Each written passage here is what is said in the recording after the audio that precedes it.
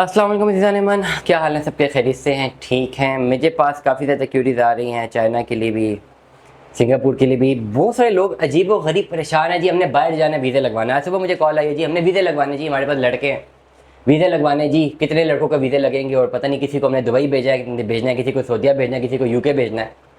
तो मेरा पहला सवाल था कि जिनको भेजना है उनके पास कोई ऑफर लेटर वहाँ से है? तो कहते नहीं, वो तो नहीं, वो तो आप अरेंज करेंगे।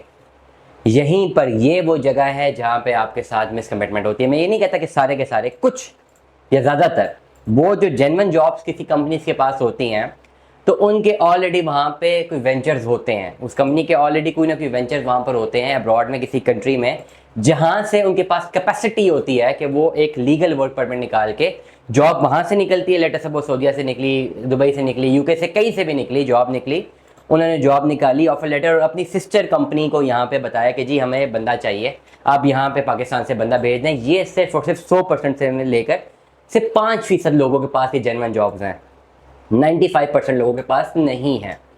इस वक्त करोड़ों लोग जाना चाहते हैं मुल्क से बाहर, करोड़ों लोग जाना चाहते हैं मुल्क से बाहर।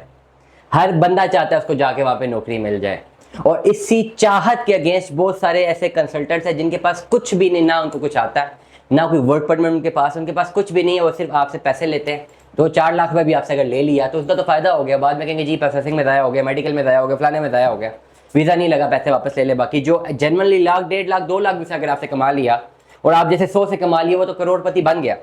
इसलिए तमाम तर लोग जो मुल्क से बाहर जाना चाहते हैं, वर्क परमिट पे ये जहन में रखें, क्या वर्क परमिट में सिर्फ उस सूरत में जा सकते हैं जब बाहर से कोई एम्प्लॉयर आपके नाम का एक वर्क परमिट वहां से इशू करवाए, तब।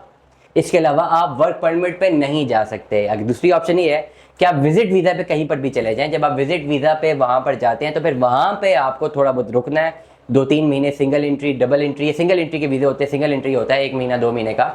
वहाँ पे फिर आपको खुद एक्सपेंस करने हैं, और फिर वहाँ पे आपने किसी ना किसी तरह नौकरी ढूंढनी है, और अगर आपको कोई नौकरी दे दे तो फिर उसके बेस पर आप अपना वर्क परमिट अप्लाई कर सकेंगे। दूसरी ऑप्शन है। तीसरी ऑप्शन जो सबसे आसान ऑप्शन है वो है घर बैठे अपना लैपटॉप यूज़ करें, गूगल पे जाएं, लिंक्डइन पे जाएं, अपनी सीवी बनाएं, और जिस मुल्क में जाना चाहते हैं उस मुल्क में डिफरेंट कंपनीज निकालें गूगल से, और उनको अपनी सीवी ड्रॉप करें, करते रहें, 2-4-6 महीने तक करते रहें। वहां से कहीं ना कहीं से अगर आपको कोई रखना चाहता है तो वो एक आपका ऑनलाइन इंटरव्यू कंडक्ट करेगा, और फिर वहां से आपको वर्क परमिट जो है वो इशू करेगा, और फिर आपने करना है। जब वहां से वर्क परमिट इशू हो जाए, फिर आपने अपने यहाँ से डॉक्यूमेंट्स पूरे करने होते हैं। आपको एक पासपोर्ट चाहिए होता है, वैलिड आईडी चाहिए होती है, पुलिस कैरेक्टर सर्टिफिकेट चाहिए होता है, एफआरसी चाहिए होती है, एमआरसी चाहिए होती है, चिल्ड्रन रजिस्ट्रेशन सर्टिफिकेट चाहिए होता है, बहुत सारी चीज़ें चाहिए होती हैं।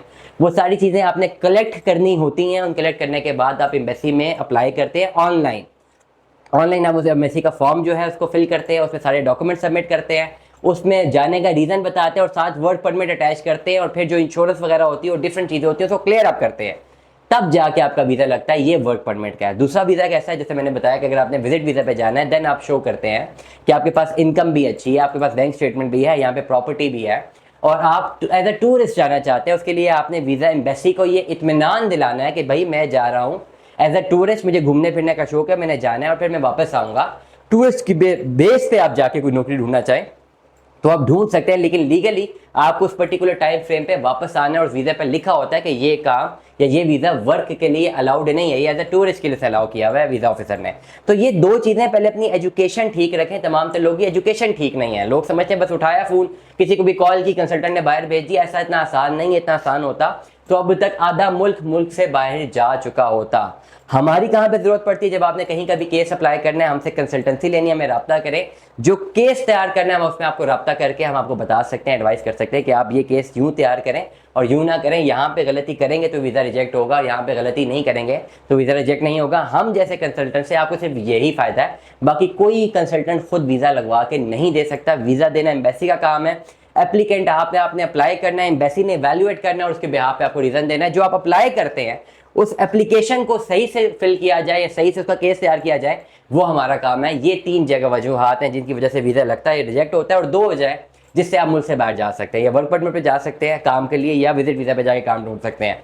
तीसरी ऑप्शन स्टूडेंट वीज़ा की है, मैं अपने व्लॉग में बता चुका हूँ, मेरी वीडियो देख लीजिएगा। स्टूडेंट वीज़ा पे कैसे जाना है मैं बता चुका हूँ, लेकिन आज की वीडियो मेरी प्योरली उन लोगों के लिए थी जो कि मुल्क से बाहर काम करने के लिए जाना चाहते हैं। दुआ में याद रखिएगा, अपना बहुत सारा ख्याल रखिएगा। स्टे ट्यून में। 10 अल्लाह हाफ़िज़।